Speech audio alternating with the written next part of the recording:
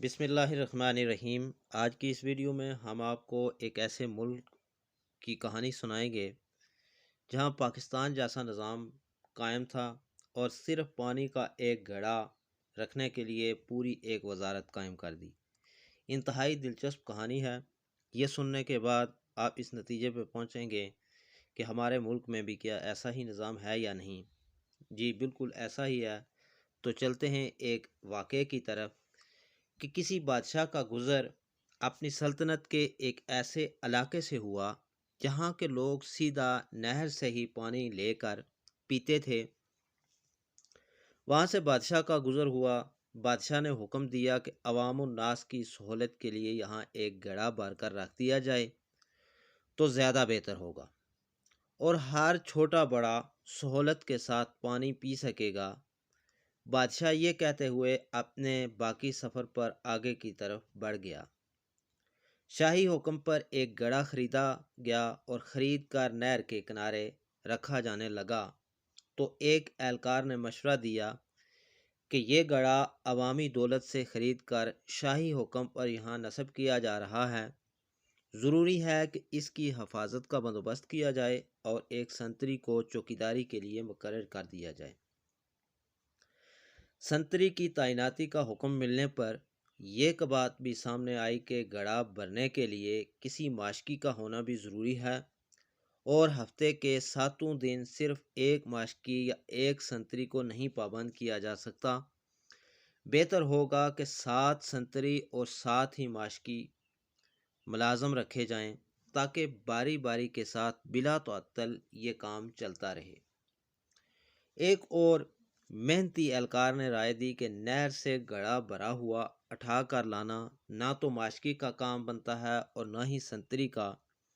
اس محنت طلب کام کے لیے 7 بار بردار بھی رکھے جائیں جو باری باری روزانہ بھرے ہوئے گڑھے کو احتیاط سے اٹھا کر لائیں اور اچھے طریقے سے ڈھکنا لگا کر بند کر کے رکھیں۔ ایک اور دور اندیش مصاب نے مشورہ دیا کہ اتنے لوگوں کو رکھ کر کام کو منظم طریقے سے چلانے کے لیے ان سب اہلکاروں کا حساب کتاب اور تنخواہوں کا نظام چلانے کے لیے محاسب رکھنے ضروری ہوں گے، اکاؤنٹنگ کا ادارہ بنانا ہوگا، اکاؤنٹنٹ متعین کرنا ہوں گے۔ ایک اور ذو فہم و فراست اہلکار نے مشورہ دیا کہ یہ اسی صورت میں یقینی بنایا جا سکتا ہے کہ ہر کام اچھے طریقے سے چل رہا ہے تو ان سارے ماشکیوں، سنتریوں اور بار برداروں سے بہتر طریقے سے کام لینے کے لیے ایک ذاتی معاملات کا ایک شعبہ قائم کرنا پڑے گا۔ ایک اور مشورہ دیا کسی نے کہ یہ سب کچھ ٹھیک ہو رہا ہے مگر ملازمین کے درمیان میں لڑائی جھگڑا یا کوئی زیادتی ہو جاتی ہے تو ان کا تصفیہ اور ان کے درمیان میں صلح صفائی کون کرائے گا تاکہ کام بلا تعطل چلتا رہے۔ اس لیے میری رائے یہ ہے کہ خلاف ورزی کرنے والوں اور اختلافات کرنے والوں کی تفتیش کے لیے ایک قانونی امور کا محکمہ قائم کیا جانا چاہیے۔ ان سارے محکموں کی انشاء کے بعد ایک صاحب کا یہ مشورہ آیا کہ اس سارے انتظام پر کوئی ہیڈ بھی مقرر ہونا چاہیے، ایک ڈائریکٹر بھی تعینات کر دیا گیا۔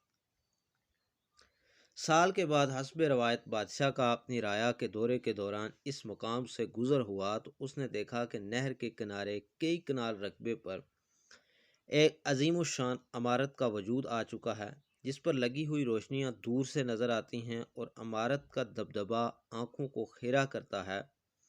عمارت کی پیشانی پر نمایاں کر کے وزارت انتظامی امور برائے گڑھا کا بورڈ لگا ہوا ہے۔ بادشاہ اپنے مصاحبین کے ساتھ اندر داخل ہوا تو ایک علیحدہ ہی جہان پایا۔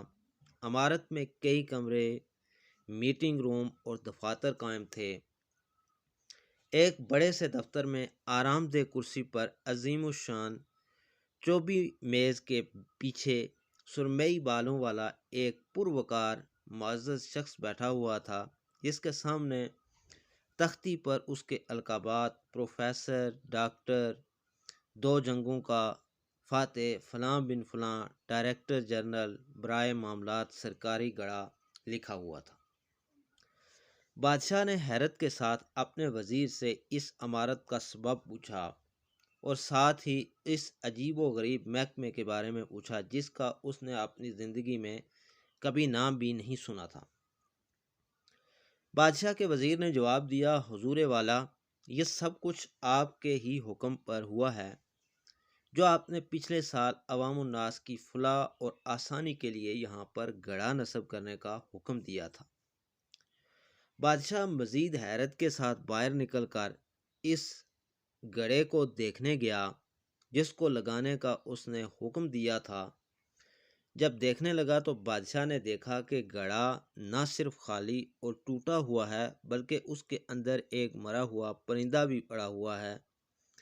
گڑھے کے اطراف میں بے شمار لوگ آرام کرتے اور سوئے ہوئے پڑے ہیں، اور سامنے ایک بڑا بورڈ لگا ہوا ہے جس پر لکھا ہوا تھا کہ گڑھے کی مرمت اور بحالی کے لیے اپنے عطیات جمع کرائیں، من جانب وزارت انتظامی امور برائے گڑھا۔ سامعین، ہمارے وطن کی کہانی بھی کچھ اسی طرح ہے۔ وفاقی وزیر، وزیر مملکت، صوبائی وزیر، پرسنل سیکرٹری، مشیر، عہدے، پروٹوکول اور کام اس گڑھے کی طرح صرف صفر۔ ہمیں چاہیے کہ یہ کہانی ہم سنیں، دوسروں تک پہنچائیں اور ارباب کار کی آنکھیں کھلیں کہ محکمے اور انتظامی امور کے لیے درجنوں ملازمین، سینکڑوں گاڑیاں اور طرح طرح کے اخراجات جو کیے جاتے ہیں، ان سے ایسی سہولتیں بھی ہونی چاہیے جو عوام الناس کو فائدہ بھی پہنچا سکیں۔ یقیناً آپ کو ہماری یہ ویڈیو اچھی لگی ہوگی، اسے دوسروں کے ساتھ بھی شیئر کریں، ہمارا چینل بھی سبسکرائب کریں۔ انشاءاللہ جلد ہی نئی ویڈیو کے ساتھ پھر آپ کی خدمت میں حاضر ہوں گے۔ اجازت دیجیے، اللہ حافظ۔